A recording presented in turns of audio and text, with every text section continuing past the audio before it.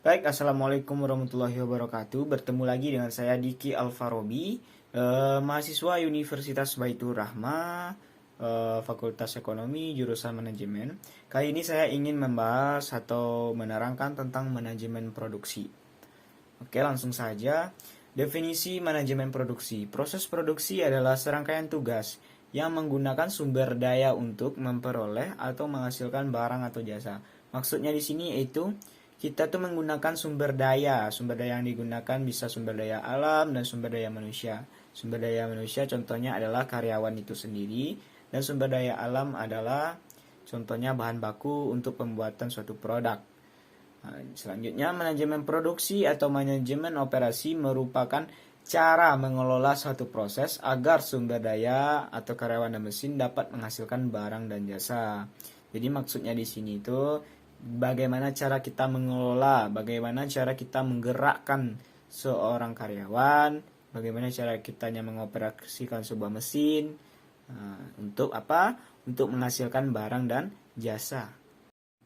Oke, selanjutnya yaitu manajemen produksi yang efektif harus menerapkan proses produksi secara efisien. Secara efisien yang dimaksud di sini adalah dengan biaya yang relatif murah dan berkualitas tinggi tentunya untuk mendapatkan barang dan jasa. Ini berarti manajemen produksi akan lebih efisien dengan menentukan jumlah bahan yang tepat, campuran sumber daya yang tepat, serta pembagian tugas dan urutan tugas yang benar. Oke, selanjutnya yaitu sumber daya yang dipakai untuk proses produksi. Sumber daya pokok yang digunakan perusahaan untuk proses produksi yang pertama yaitu sumber daya manusia atau karyawan. Jadi perusahaan mengidentifikasi tipe karyawan yang dibutuhkan untuk produksi. Pekerja yang terampil dan berkompeten butuh untuk jenis produksi tertentu.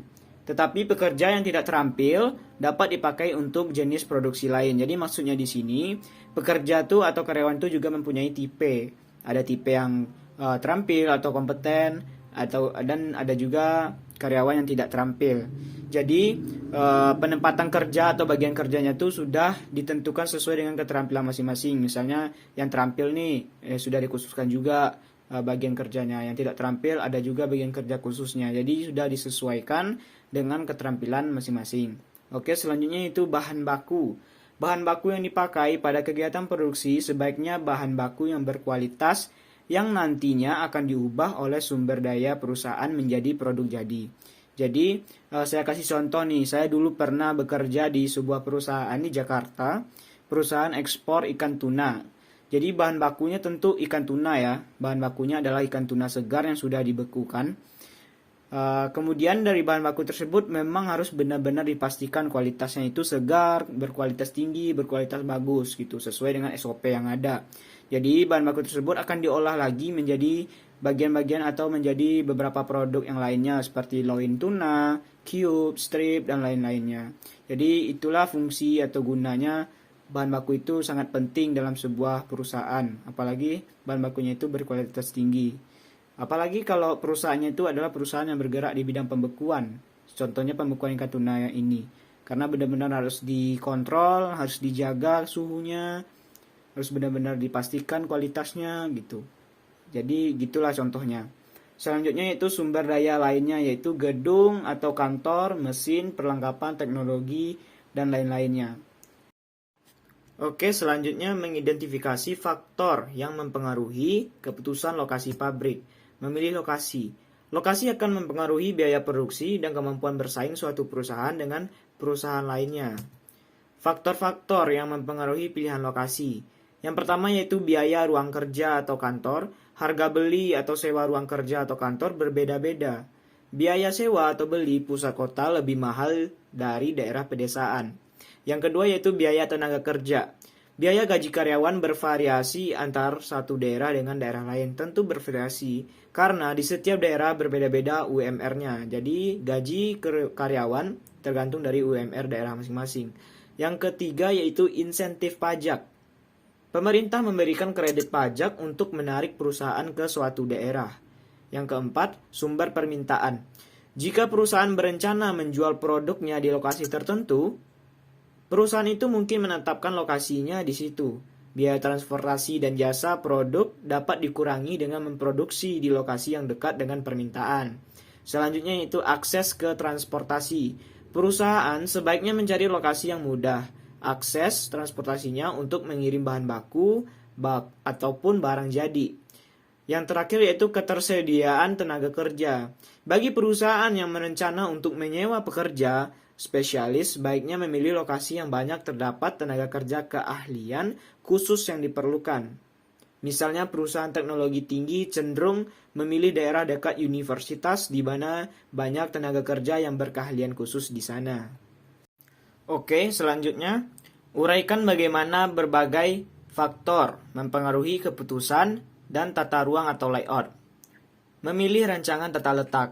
Setelah lokasi untuk pabrik atau kantor dipilih, maka ditentukan yang pertama yaitu rancangan atau desain. Rancangan atau desain yaitu menunjukkan ukuran dan struktur pabrik atau kantor. Yang kedua yaitu tata letak atau layout, yaitu pengaturan mesin dan perlengkapan di dalam pabrik atau kantor ini. Tata letak atau layout ini sangat penting, apalagi pada saat perusahaan di tempat saya bekerja dulu, yaitu perusahaan pembekuan ikan tuna. Layout ini menjadi sangat penting atau menjadi hal yang paling penting gitu, karena layout ini berfungsi untuk mempermudah alur proses di dalam proses produksi gitu. Dan juga yang paling penting pada layout di tempat saya bekerja dulu itu layoutnya itu dari area bersih ke area kotor gitu, jangan sampai kebalik gitu, karena di pembekuan itu sangat mementingkan higienis, sanitasi dan hygiene-nya. Oke, selanjutnya itu faktor-faktor yang mempengaruhi rancangan dan tata letak. Yang pertama, karakteristik lokasi. Jika lokasi terdapat pada daerah yang biaya lahannya mahal, dapat dirancang gedung tingkat tinggi agar mengurangi lahan yang dibutuhkan. Yang kedua, proses produksi. Rancangan dan tata letak proses produksi harus diletakkan sesuai dengan urutan pengerjaannya dan saling berdekatan. Misalnya satu orang khusus membuat komponen, orang berikut merakit komponen, selanjutnya mengemas komponen. Kemudian proses produksi sebaiknya diselesaikan dekat pintu keluar pabrik sehingga produk jadi mudah diangkat di atas truk. Jadi proses produksinya itu harus jelas, dari penerimaan bahan baku sampai ke proses akhir yaitu pengiriman barang, biar alurnya itu atau jalan produknya itu mudah, nggak bolak-balik. Jadi penentuan layout itu sangat penting. Oke, selanjutnya yang ketiga yaitu jenis produk.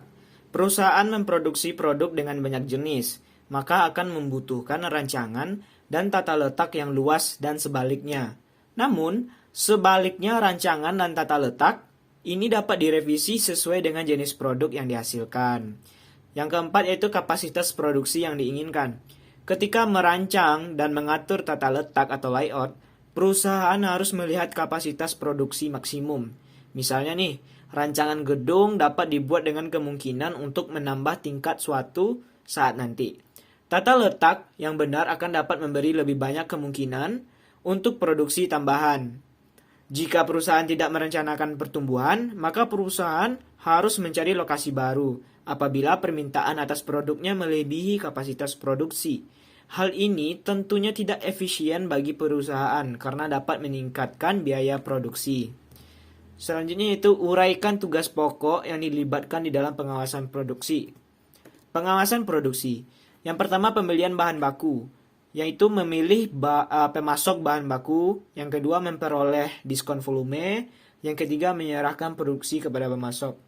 Jadi untuk pemilihan pemasok bahan baku ini juga sangat penting, karena pemasok ini atau supplier ini harus benar-benar jelas bahan bakunya tuh atau kualitas barang dia tuh bagus atau tidak gitu. Yang kedua itu pengawasan persediaan, yaitu proses mengelola persediaan pada tingkat yang meminimalkan biaya gitu. Yaitu pengawasan persediaan bahan baku, pengawasan persediaan work in process, pengawasan persediaan barang jadi gitu. Jadi setiapnya prosesnya itu ada pengawasannya, baik dari pengawasan dari bahan bakunya, pengawasan dari ketersediaan work in process-nya, pengawasan terhadap barang yang sudah jadi atau sudah jadi produk itu. Selanjutnya yang ketiga yaitu routing, yaitu urutan atau rute tugas yang perlu untuk menghasilkan produk. Yang keempat, penjadwalan. Tindakan menetapkan periode waktu untuk setiap tugas dalam proses produksi. 5. Pengawasan kualitas. Kualitas didefinisikan sebagai derajat di mana barang atau jasa memuaskan persyaratan atau harapan pelanggan gitu. Jadi pengawasan kualitas merupakan proses untuk menentukan apakah kualitas barang atau jasa memenuhi tingkat kualitas yang diharapkan dan mengidentifikasi perbaikan yang perlu dilakukan pada proses produksi. Jadi cukup sekian dari saya. Kalau ada kata-kata yang salah atau ada kata yang janggal, saya mohon minta maaf. Saya akhiri dengan Assalamualaikum warahmatullahi wabarakatuh.